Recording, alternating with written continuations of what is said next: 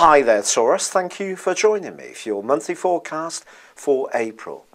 Now, this month has had some big publicity because it has got two eclipses, a lunar on the 15th, a solar on the 29th. You can look forward to that solar eclipse because it is in your sign. And right at the start of this month, Mercury continues to occupy a very friendly and bubbly part of your scope. But it is going to move signs on the 7th, moves into a reflective area. But on the 5th, your ruling planet Venus moves into the area that Mercury is about to say au revoir to.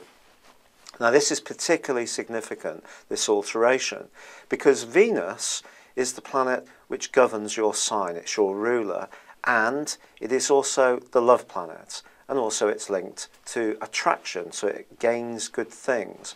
So it's moving into the sector of your horoscope to do with sociability, friendship. And it's possible that someone who up until now you've only seen as being a friend, associate, could become so much more. It could be that you're going to buddy up in a real sort of bro kind of way where you really spend a lot of time hanging out, and it can be a very, very appealing development in the relationship. But equally, if you do meet somebody new in a romantic dimension, the friendship side of it, or the joint interests you have, can be richly important, especially from the 9th to the 14th, because Venus is going to go alongside Neptune. Now, this could create the potential for a true love moment in your life. Really, it's quite possible. But equally, we need to be aware of the other end of the spectrum with this aspect, which can create enormous confusion and enormous disillusionment. So, someone could appear to be the real deal, but then turn out to be anything but. So you need to keep your wits about you a little bit, particularly as the Sun and also Mercury are transiting through a more reflective part of your horoscope, Mercury from the 7th. However, Mercury does start just before the middle of the month to forge quite a splendid alliance with Uranus. Now, you have been experiencing quite a lot of hard to identify restless energy in recent years, and this could come up again.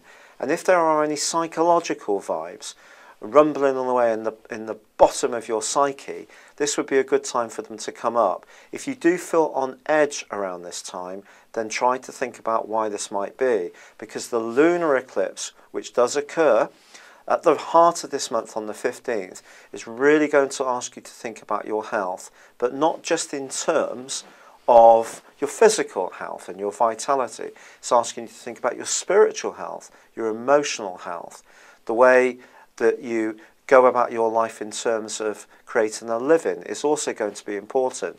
Some fair weather friends can be revealed, and that's why it's important not to be too idealistic on the back of Neptune's combination with Venus. And also there may be people at work who are just relishing the opportunity to seize on a mistake that you can make. So you need to keep your wits about you. But all this year, Jupiter and Pluto in a way have been protecting you, because they've been making you quite outspoken and giving you a bit more confidence about articulating your opinion. But they're then starting to get into a big tangle with two other planets, and that's Uranus and Mars. So we've got a grand cross shaping up, and this is what a lot of astrologers are talking about. They're talking about it in apocalyptic terms, that it's really going to be very difficult. And it's a cardinal grand cross, so all the planets involved in this are leaders. They want to have dominance. Now, Mars is very much the planet of impatience. It's instant gratification. It wants it now. And it's in the part of your scope that is asking you to be more self-sacrificing, which goes against the grain for Mars. So that if there is something in your life where you always feel that you're extending your goodwill to help other people, a sudden and enraging sense of injustice could come out. And together with Jupiter and Pluto still being in opposition, you may find that your frustration comes boiling out into the open, and there could be some fights and arguments. But there can also be the potential to clear the air, for a few home truths to be exchanged. And as the Sun moves into your sign on the 19th, followed by Mercury on the 23rd, followed by that solar eclipse in your sign on the 29th, and Venus also forges a great link with Saturn towards the end of this month.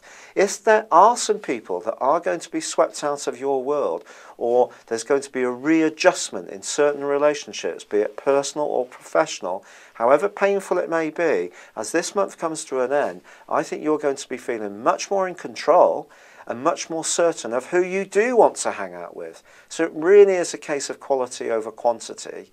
And I do feel by the end of the month you're going to be starting to move forwards in a much more dynamic way, and your sociability can pick up as the month goes on, particularly from the middle of the month, and the people who really matter are going to be spending more and more time with you. But I do feel there's going to be a stark illustration between who you can rely upon and who you can't. Thank you for joining me. Good luck and goodbye for now.